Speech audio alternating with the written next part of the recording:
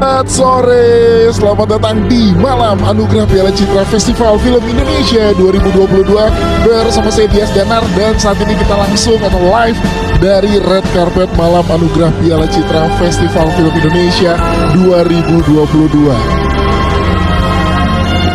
Film Indonesia sudah kembali lagi. Tahun ini kita mungkin akan melampaui rekor yang kita capai di tahun 2019.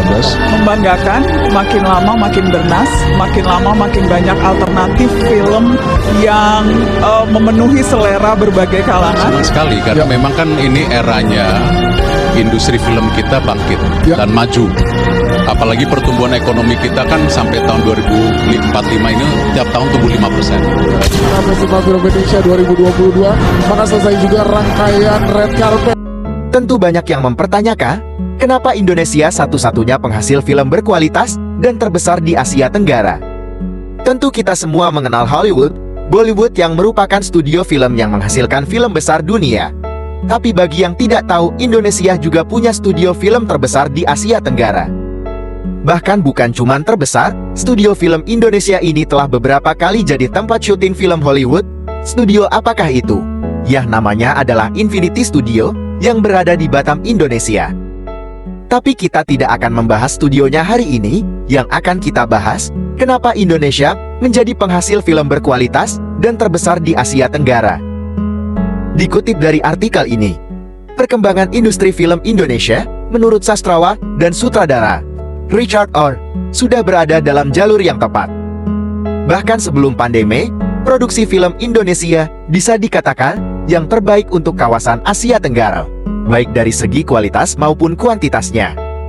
Menurut Richard, dikutip dari artikel yang sama, kekayaan budaya, sejarah, serta dinamisnya kondisi sosial masyarakat Indonesia semakin mendukung keragaman ini. Dan itu adalah salah satu aset paling penting untuk bisa bersaing dengan industri film luar negeri dengan nilai pendanaan yang sangat besar seperti Hollywood.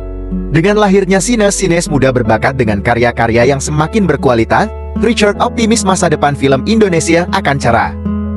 Apalagi didukung dengan kehadiran kritikus-kritikus film yang jeli dan tidak berpihak pada kelompok manapun, sehingga akan menilai secara objektif, sehingga akan memberikan kritikan-kritikan yang membangun untuk industri film dalam negeri. Jadi itu menurut sutradara. Jika menurut Mimin sebagai penikmat film Indonesia di semua genre, kenapa film Indonesia jauh berkualitas dibandingkan negara-negara Asia Tenggara lainnya? Contohnya seperti Malaysia. Kualitas film Indonesia karena adanya sineas dan aktor-aktris berbakat dan berkualitas. Selain itu juga karena ada pendanaan yang besar.